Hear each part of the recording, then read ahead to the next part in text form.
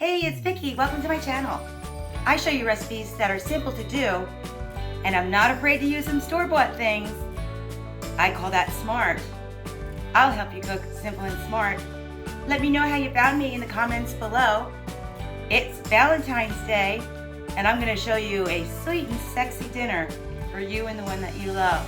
A Porterhouse steak drenched in butter and little thyme and garlic, scallops seared to perfection, and asparagus wrapped in bacon. You want to keep it a little light. You don't want to weigh yourself down on Valentine's Day. Let me show you how to make it. First, you're going to want to pick the right steak. I have here a T-bone and a Porterhouse. Ribeye is really good also. On either steak, you're looking for a good marbling, which is lots of these fat lines going through it. Porterhouse is my favorite. What you see on a Porterhouse is this here is a Filet Mignon, this side, and this side is a New York strip. That's why it's my favorite one. This one is a T-bone, and the biggest difference is the size of your Filet Mignon. The Filet Mignon is more than 2 fingers, then it's a Porterhouse, not a T-bone.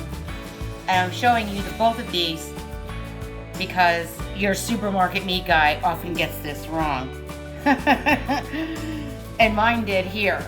So I got a Porterhouse for the price of a T-bone. Now I know usually I keep my things a little on the inexpensive side, but this is Valentine's Day and we're gonna splurge a little. You wanna take your steaks out a good 20 minutes before you start cooking so they get to room temperature, salt, pepper each side, and then we'll be frying them later. For our surf and turf, we're gonna have scallops. I love scallops. It's one of my favorites. You're probably gonna get them frozen unless you have a good fish guy. And because they're frozen, I don't have to rinse them. But what's really super important about your scallops, they need to feel tough. And you wanna smell them. You don't want them to smell fishy or like acid or anything. And dry them out as much as possible. So I'm gonna let them sit out. So I'm gonna put them on a paper towel and paper towel on top. Want them nice and dry. And then we'll get to that later. Now for the bacon wrapped asparagus. I got a nice fresh bunch of asparagus here. And you're gonna know where to cut it. You hold it from the leafy end and the stem and just break it off. This is gonna be a little too hard. Or another way is you can tell the color difference when it starts to change color. Get them all lined up and just do one cut about this long and where they're changing color. That'll be good. Save this. This is great in soups or vegetable stock. Even eggs. I like to put it in eggs. Done that. Okay. Have you ever had the bacon wrapped asparagus and your bacon is chewy and it's not done all the way? Got a little trick for you on that. Is you don't want to use your whole big fat thing of bacon. You need some air to start flowing through it so it'll get crisp. But I'm just going to cut it lengthwise and wrap the bacon. You want to have enough air flowing around the bacon. This way it'll be crisp for you. So I'm gonna just wrap it around, leaving some space. This way I'll know I'll have some crispy bacon. Till I get to the end.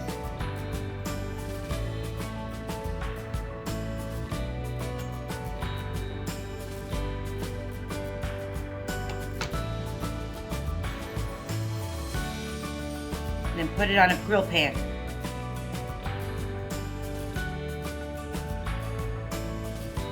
Let's do it again. Make sure you have seam side down. And give them some room.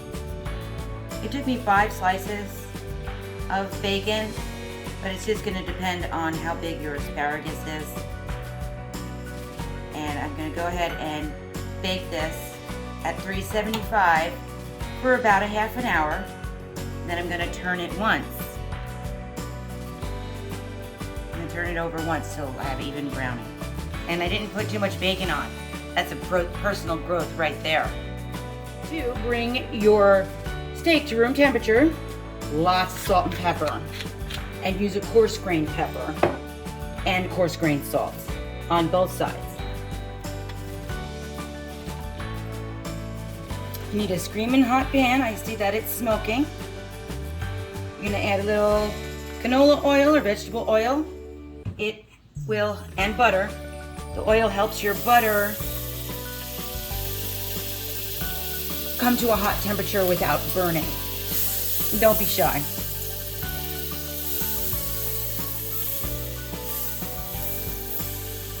Just add a couple tablespoons. Just leave it here in case I want some more. You definitely want that sizzle and move it around just a smidgen when you first get it in so it's not sticking.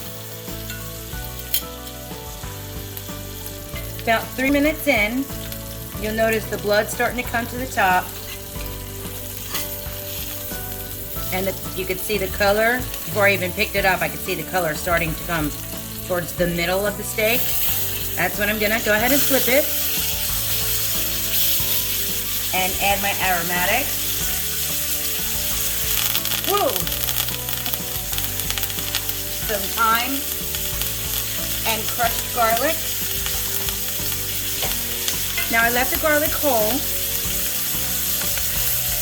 and I just smashed it to release flavor. This is just gonna flavor our butter.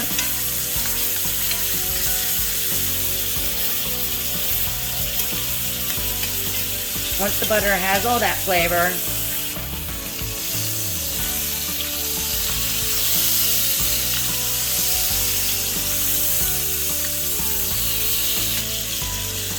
I'm going to test for doneness. You shake your hand, get it nice and loosey-goosey.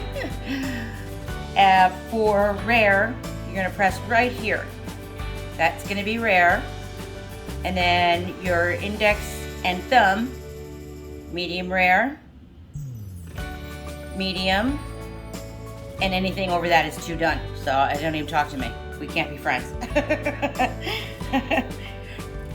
Or rare is 120 degrees, 120, medium rare, 130, medium, 140.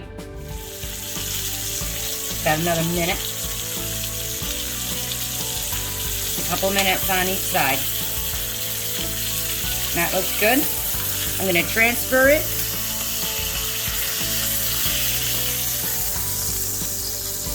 And let it rest for a little while. Let those juices go back in.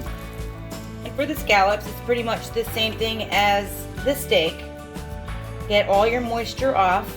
It's really important that they're real dry. This way they'll sear nicely.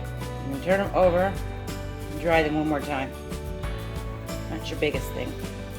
There we go. Okay, a little salt and pepper. Same thing as the steak.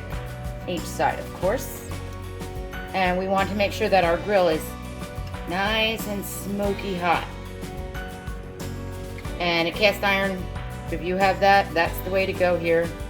Okay, about a tablespoon of olive oil, tablespoon of butter, about equal parts. You'll know when it's good because it'll start to sizzle. A little more butter on that. You can add a little garlic, like we did with the steak. Right here, give it some flavor. Not going to, but you could. It's sizzling, but I need a little more than that. You could do a sizzle test by dripping some water. I think that's gonna be okay now. Let's add our scallops.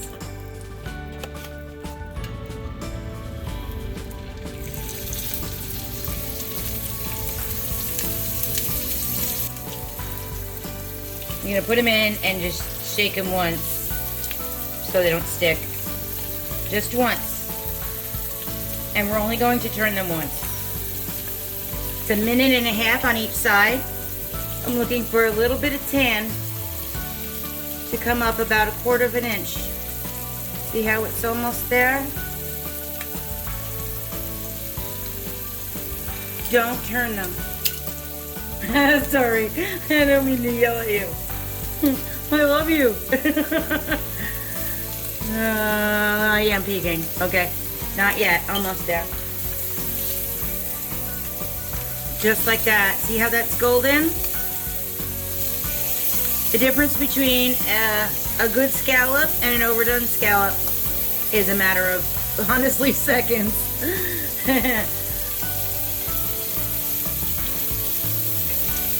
I'm very happy. Ooh, this guy. No.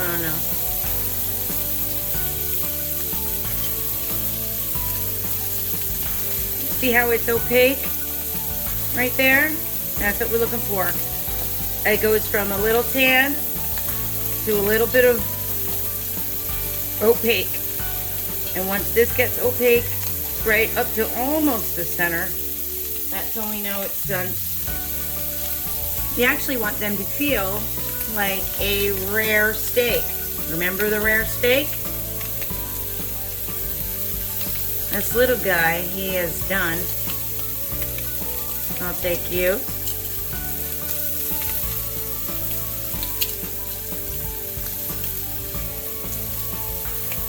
In case I didn't say it, it's 1.5 minutes on each side.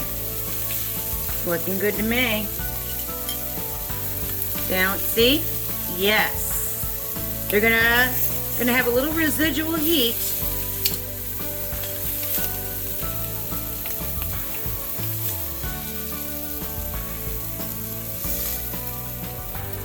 Beautiful. All right, I'm happy with him. Well, these look real good, nice and brown. If yours didn't get brown, you can put them under the broiler just for a couple of minutes until you get your bacon looks nice and brown. And keep an eye because broilers burn.